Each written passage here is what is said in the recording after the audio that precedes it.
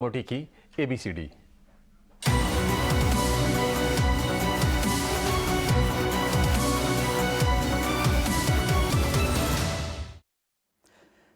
आज कमोडिटी की एबीसीडी में हम बात करने वाले हैं मूविंग एवरेज की। हालांकि कमोडिटी में ही इसका इस्तेमाल नहीं होता है, इक्विटी मार्केट में या किसी भी फाइनेंशियल मार्केट में इसका इस्तेमाल होता है। किसी भी सिक्योरिटीज़ में अगर आप ट्रेड करना चाहते हैं तो इसका मूविंग एवरेज का इस्तेमाल कर सकते हैं। सिंपल मूविंग एवरेज यानी क्लोजिंग प्राइस, जितने पीरियड का आपको चाहिए उसके क्लोजिंग प्राइस का सीधा उतने दिनों से औसत एवरेज निकाल लीजिए, वही सिंपल मूविंग एवरेज होता है। एक्सपोनेंशियल मूविंग एवरेज में क्या होता है, जो रिसेंट प्राइस होते हैं उसको ज़्यादा वेटेज दिया जाता है, फिर उसको उसके भाव से अलग अलग दिनों के हिसाब से मल्टीप्लाई करके फिर उसका वेटेज निकाला जाता है। हालांकि सॉफ्टवेयर पे सब आपको मिल जाएंगे, सिंपल मूविंग एवरेज भी, एक्सपोनेंशियल मूविंग एवरेज भी।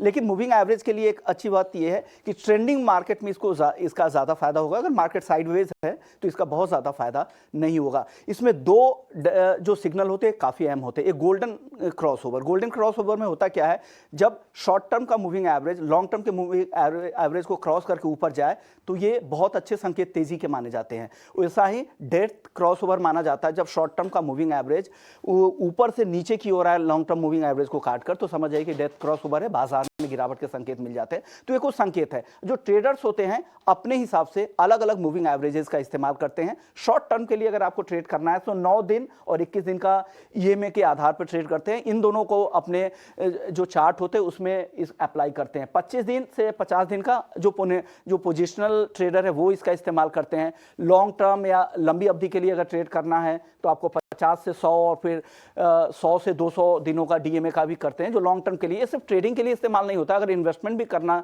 अगर आप चाहते हैं इसका अगर इस्तेमाल करें तो आपको प्राइस का ट्रेंड पता चलता है। जब तक आपके सिंपल मूविंग एवरेज या एक्सपोनेंशियल मूविंग एवरेज के ऊपर जब तक प्राइस ऊपर है, समझिए ट्रेंड पॉजिटिव है, तो आपको एक अच्छा संकेत मिल जाता है कि किस तरह से ट्रेडर का रुझान किस तरह से, उस हिसाब से आप इन्वेस्टमेंट भी कर सकते हैं और ट्रेडिंग भी कर सकते हैं। आपको एक बेहतर संकेत मिल जाता है। ठीक है, तो विश्व मोहन ने आपको मूविंग एवरेज क्या होता है, कैसे आपको इसका इस्तेमाल करना चाहिए बाजार में पोजीशन बनाने के लिए, ये सारी की सारी जानकारी आपको विश्व मोहन ने दे दी है।